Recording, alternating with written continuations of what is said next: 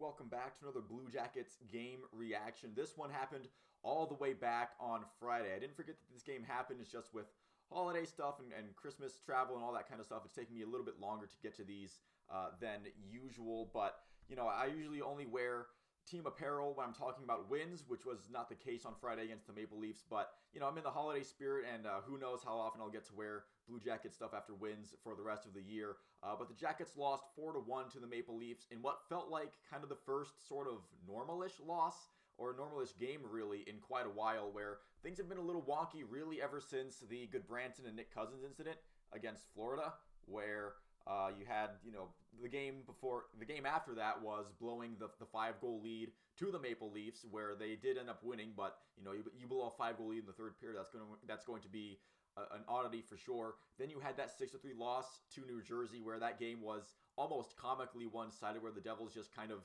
did whatever they wanted that whole game. Then you had the 9-4 win over the Sabres. Scoring 9 goals in any game is always going to be strange. I mean, it was definitely fun to watch as a Jackets fan, but still very strange nonetheless.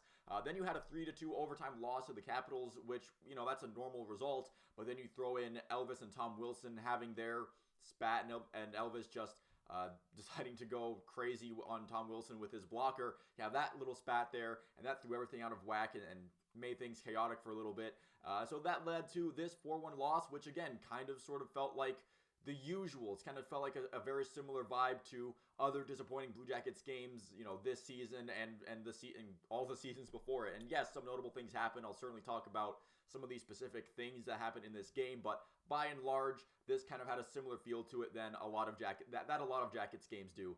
First off, I do want to say that I'm glad Sean Kuraly seems to have avoided any major injury, where he went into the tunnel during the first period, kind of holding his abdomen, chest area. The Blue Jackets calling for a medic, ending the first period early. Thankfully, that call for the medics was only a precautionary measure. He was sent to a hospital. They didn't find him anything, they didn't find anything seriously wrong with him, and he was released that same night.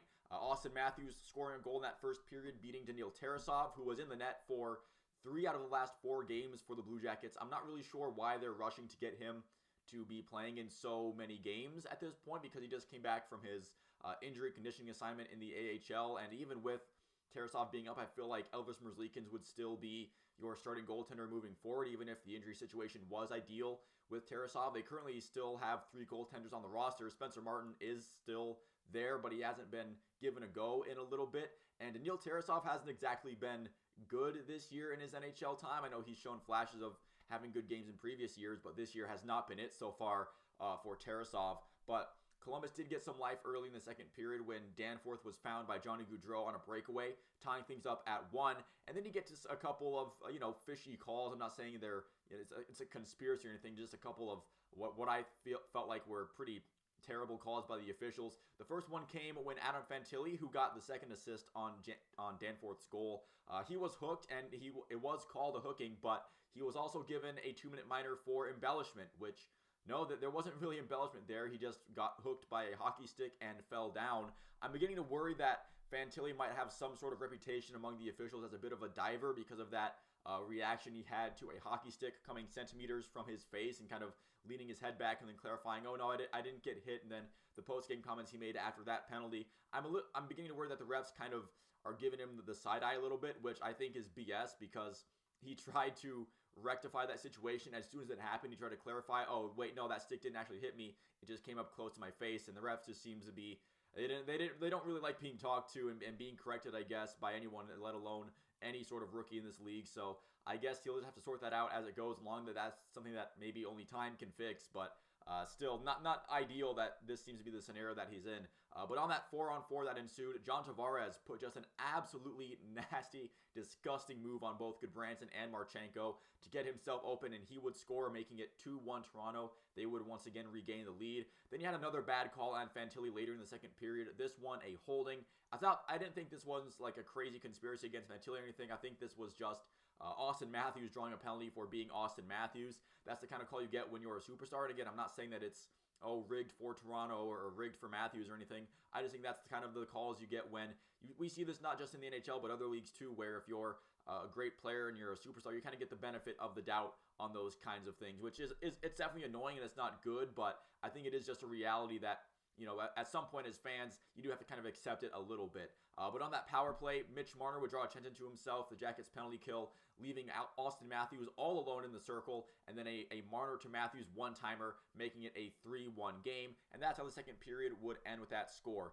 But the thing about getting bad calls earlier in the game on you is you're going to definitely get those power play chances back in return later. And the Jackets certainly got other power play chances to try to even up the game or even just get a little bit closer in this one, make the game look a bit more respectable, but it was the usual train wreck on the man advantage for Columbus. It had been gaining some steam the past few games. It had been finding some success, but not in this one. A couple of pipes hit here and there, but mostly just it was just kind of running around with their heads cut off on the power play for the Blue Jackets against Toronto.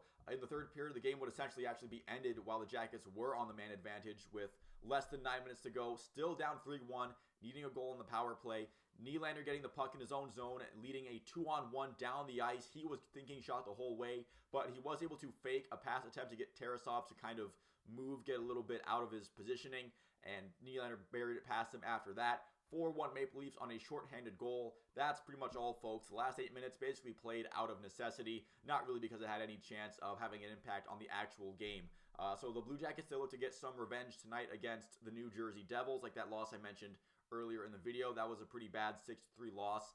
Well, it's not going to happen if they play like that. If they play like they played against Toronto, against New Jersey tonight, certainly revenge will not be on the menu for the Devils. Kuraly not coming back into the lineup for this one. He's listed as day-to-day with an abdominal injury. Again, I'm just glad that he seemed to avoid our worst fears when obviously he's kind of laboring down in the tunnel and they call it for a medic. That's obviously going to bring up fears of maybe this is going to be a long-term serious thing, but it does seem like it's not going to prevent him from missing a ton of games, although he will miss this one tonight. So Brendan Gaunce will move over to the center on that fourth line, and Matthew Olivier is drawing back into the lineup for tonight. So we'll see if the holiday break did enough to physically heal the Jackets up and mentally lift their spirits a little bit against New Jersey. But that's going to do it for me in this video. Thank you so much for watching.